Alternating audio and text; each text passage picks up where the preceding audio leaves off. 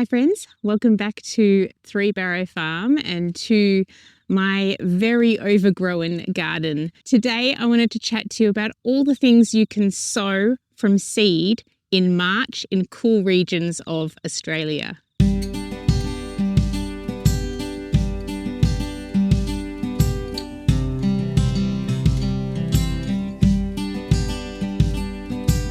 Thank you so much for joining me today, friends. It is almost autumn equinox and it is March, and I find March a much easier month to sow seeds. February is still hot and it's so harsh, and the moisture in the soil gets sucked up so much faster in February than it does in March. So I had sowed some seeds in trays last month in February, and a lot of them didn't succeed. And this is because I had a few days where I wasn't present, I wasn't home, and the soil dried out. So if those seeds in the soil start germinating and then the moisture gets taken away from them, they will fail. They won't germinate any further and then they'll fail. So I had to re-sow at the end of last month, but luckily they are succeeding now. We have had some beautiful rain and some overcast days, and this helped as well to get them to germinate fully, and then they came out, and now we've got sunny, quite, warm days, although it is a bit fresh this morning. I have got one of my sort of lighter jumpers on this morning, but that sun is so bright, I think I'll be taking it off very soon. So the seeds were able to germinate really well, and my second planting has succeeded. And I'm very, very excited to have them there, but I am feeling a little bit behind the ball. So my husband did go out and buy me some brassicas.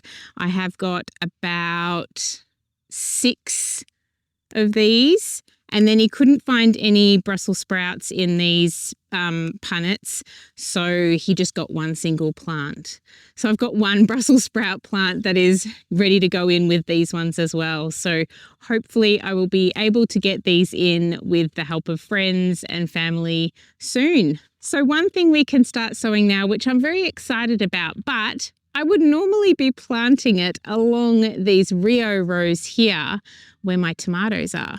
And the tomatoes have not finished yet. I mean, the tomatoes generally keep going all through March for us here in central Victoria. We are picking tomatoes every day, but there are so many green ones on these vines. We don't normally get our frost until mid-April, so we can keep these tomatoes going until then. What I can do though with this very exciting thing that I can now sow, which is broad beans, I have about 5 jars of broad beans that I saved from the plants that I grew last year. And what I can do with these seeds is put them into the ground under the tomato plants, let them start germinating. When it's time for me to take these tomato plants out, I will just cut the plants at the ground, at the base of the ground, and pull them off the Rios. And these will be maybe a few inches or more tall, and they will then take over the Rio walls that I have here. So that is one of my plans. What I need to do is cut around the base of the tomatoes so they're not laying on the ground. These have gotten away from me and are quite wild. They are very, very wild, as is normal in the autumn garden, but particularly more wild for me this year. So we can start sowing our broad beans. Of course, we can keep sowing broad beans for, I think, all the way into July. So you don't have to get your broad beans in this month. You can get them in April or May and into the winter as well. I just find they get a good head start when you start them in autumn rather than waiting till winter. And plus, then if you plant them in winter, you're going to want to have that space to then plant out your tomatoes or your pumpkins or anything that's vine-like that you're growing up the Rio. Of course, you don't need to plant broad beans on a wall or on Rio or some sort of structure. You could put some stakes in. So you could do like a square of broad beans and just put some stakes in at the corners of the squares and put some twine around so that it holds everything up. Okay, so in pretty much every single one of my What to Sow Now videos, I mention brassicas because you can pretty much sow them every month of the year, particularly broccoli and kale. Of course, there are very few months where we can do Brussels sprouts, and we've kind of come to the end of that now. If you haven't started your Brussels sprouts already, I recommend getting some plants, some seedlings to put in the ground and sow some as well, just so you're hedging your bets that you will actually get some Brussels sprouts on those plants. In the cold regions, which are regions like 9B, which is where we are here, we get really hot summers, but we get really cold winters. So we get frosts, and we start to get those frosts in April. So we really need to get the Brussels sprouts in the ground earlier so that they get this beautiful sunshine and heat so they can grow really big and tall before it starts to frost. So right now you can sow your broccolis, your cauliflowers, your cabbages, and your kale.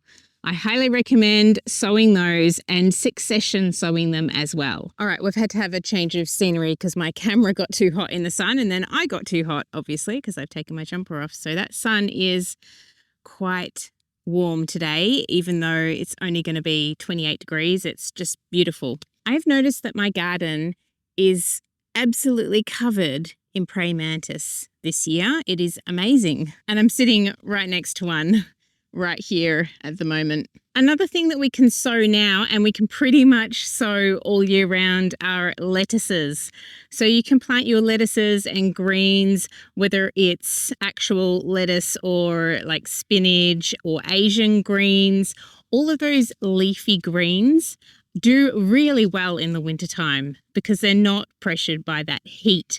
So you can start them off now and they will be absolutely delicious to have in warm salads and all sorts over the winter time. Root vegetables, you can get your leeks and your onions. We can start to actually get those bulb onions sown into the ground, and spring onions, of course, as well. So all of those can be sown now, as well as our other soup root vegetables like swedes and turnips and parsnip as well.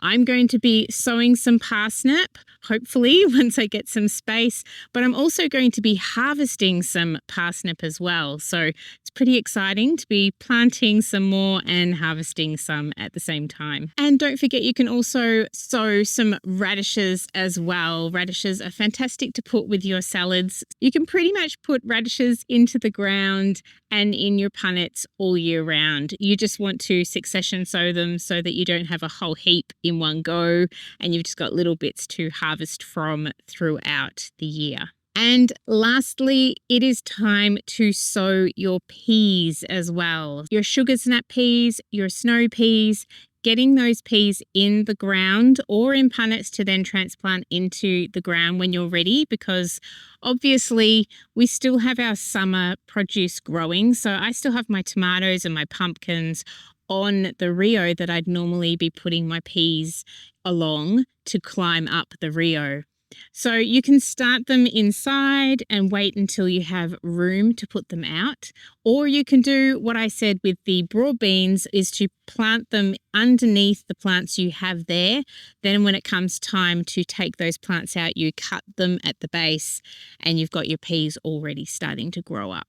With herbs, you can start to grow some thyme if you haven't already got thyme and you've got seed that you want to put out into the soil, or you can grow them in punnets and then plant it out later. You can also start planting your parsley. I have parsley plants that are full of seed, so I need to collect that seed seed and put some away, but I've also got it scattering. So I'm just going to have parsley plants coming up all over the place, and coriander as well, and chives if you haven't got chives growing already, because of course the chives keep growing, keep clumping in their little spot if you've already got them going. But you can sow some yourself if you don't already have them in your garden. And lastly, garlic. I have not got my garlic in the ground yet. I was planning to get some in the ground last month, but I usually do this each year. I usually don't find the time to get them in the ground, and then I end up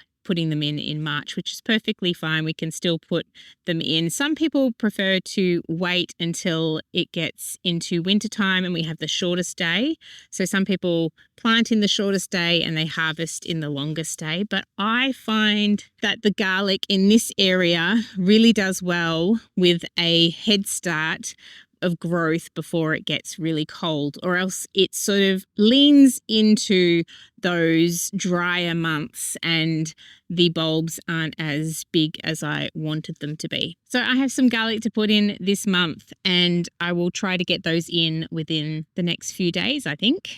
There are also loads of flowers that you can start growing now. To name a few: cosmos, poppies. There are so many. Sweet peas. You can start these in autumn, so then they flower in spring rather than starting them in springtime and then you have to wait till late summer, autumn for them to flower.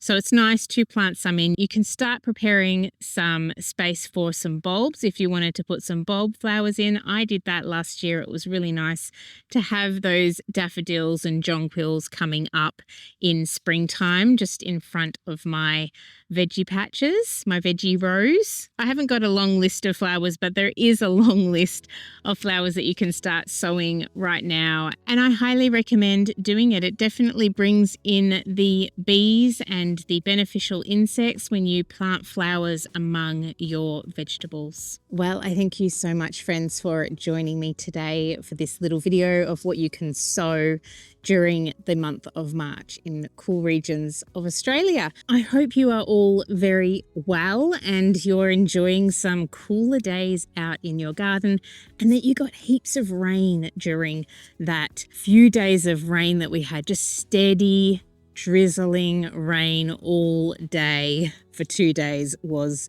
amazing. I think we got around 70 mils of rain here. There are some big tubs that we had left in the paddock and around the farm that were empty, and they are half full, even more than half full. So we got a huge amount of rain, and the garden is still wet from it as well. So now is the ideal time to get seeds and plants out into the garden because it's already been drenched with that beautiful rain. There's nothing like a good drop of rain for our gardens. Watering our gardens by our hoses and drippers just isn't the same as falling from the sky. So I hope you are enjoying the benefits of all that rain. I hope you did get some rain. Thank you again for watching. Please remember to hype and share this video, and also comment down below. Let me know what you're planting this month. Let me know what you're harvesting, what's happening in your garden. I'd love to hear from you. Thank you so much, friends. See you next time.